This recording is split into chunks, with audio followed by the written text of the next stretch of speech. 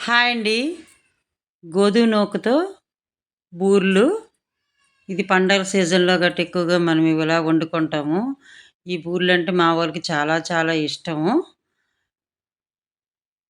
సుజీ రవ్వ అంటారు. దీన్నే గోధుమ రవ్వ గూడా అంటారు.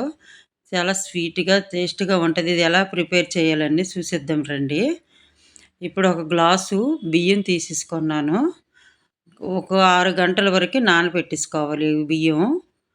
ఒక గ్లాస్‌కి హాఫ్ గ్లాసు మినపప్పు అయితే సరిపోతుంది. నేను తొక్కపప్పు నానపెట్టేసుకున్నాను. ఇది 6 గంటల వరకు నానపెట్టేసుకోవాలి. మీరు ఏ పప్పు అయినా ప్రాబ్లమ్ లేదు. ఒక గ్లాస్‌కి ఒక హాఫ్ గ్లాసు మినపప్పు నానపెట్టుకొని, ఇదంతా కలిపి ఇలా గ్రైండ్‌లోని వేసుకోవాలి. మిక్సీ చేసుకోవాలి.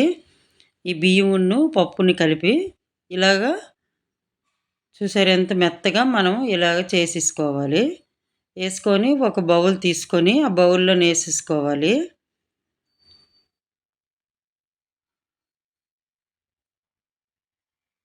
ఇప్పుడు ఈ బౌల్‌లోనేసుకోవాలి మనం అంతా కూడాను. అదే గ్లాస్ తోటి ఒక గ్లాస్ పంచదార కూడా ఏసుకోవాలి. ఒక గ్లాసు గోధుమ పిండి కూడా వేసుకొని, చిటికెడు సాల్ట్ వేసుకొని కలిపేసుకొని పక్కన పెట్టుకోవాలి. బూరికి సొయ్యి అంటారు కదా! అలాగా కలిపేసుకొని పెట్టుకోవాలి. ఇప్పుడు మనం ఒక ప్యాన్ తీసుకొని ముక్క కొబ్బరి ముక్క చిన్న చిన్న ముక్కలు ఇలా కట్ చేసుకొని, కొంచెం నెయ్యి వేసుకొని దోరగా వేపుకోవాలి.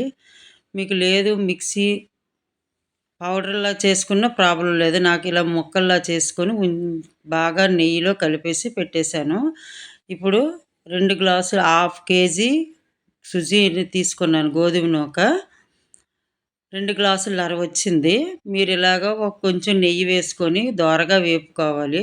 కొంచెం గోల్డ్ కలర్‌గా వచ్చేంత వరకు లో ఫ్లేమ్‌లో పెట్టుకొని వేపుకోండి.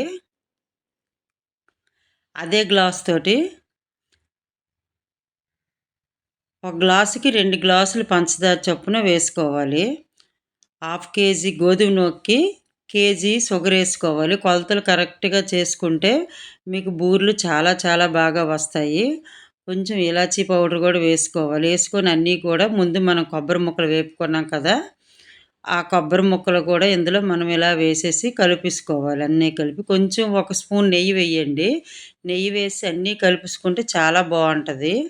ఒక గ్లాసుకి 2 గ్లాసులు వాటర్ వేసుకోవాలి. అంటే 5 గ్లాసులు 2 గ్లాసులన్నర నూకకి 5 గ్లాసులు వాటరేసాను. అందులో ఒక స్పూన్ నెయ్యి గూడా వేశాను. ఇలా వేస్తూ లో ఫ్లేమ్‌లో పెట్టుకొని మనము ఈ గోధుమ నూక అంతా గూడా ఇలా కలుపుకోవాలి. టేస్ట్ కోసం చిటికెడు సాల్ట్ కూడా వేసుకోవాలి. అంతా కూడా ఇలా కలిపేసుకోండి.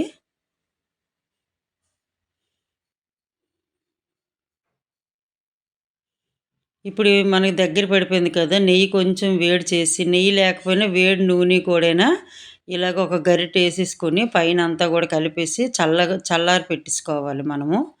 ఉండలకి కొంచెం చల్లగా అయితదని చెప్పేసి ఇలా మనం పైన ఆయిల్ వేసి చెయ్యితో ఇలా ఉండల్లాగా మనం అన్నీ ఇలాగ చుట్టియాలి.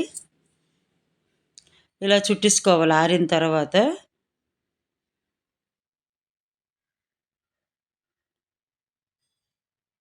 ఇదొక పక్కన పెట్టేయండి ఇప్పుడు. ఇప్పుడు ఫస్ట్ మనము ఈ సొయ్యంతా కూడా ఇలాగ మనం కలిపేసి ఉంచుకున్నాం కదా! ఇందులో బూరెలు ఒకటికొకటి ఇలా ముంచేసుకొని మనం వేసుకోవాలి.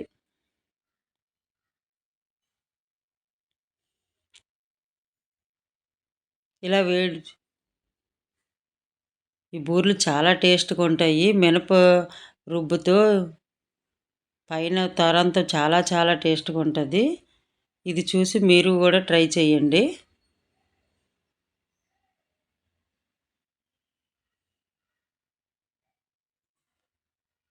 మీకు చెయ్యితో వేయడం రాకపోతే గరిటెతో కూడా ఇలా ఏసుకోవచ్చు కొంచెం ఒక్కొక్కటి. ఈ బూరెలు నచ్చితే మీరు నా ఛానల్‌కి షేర్ చేయండి. నాకొక లైక్ కూడా కొట్టండి.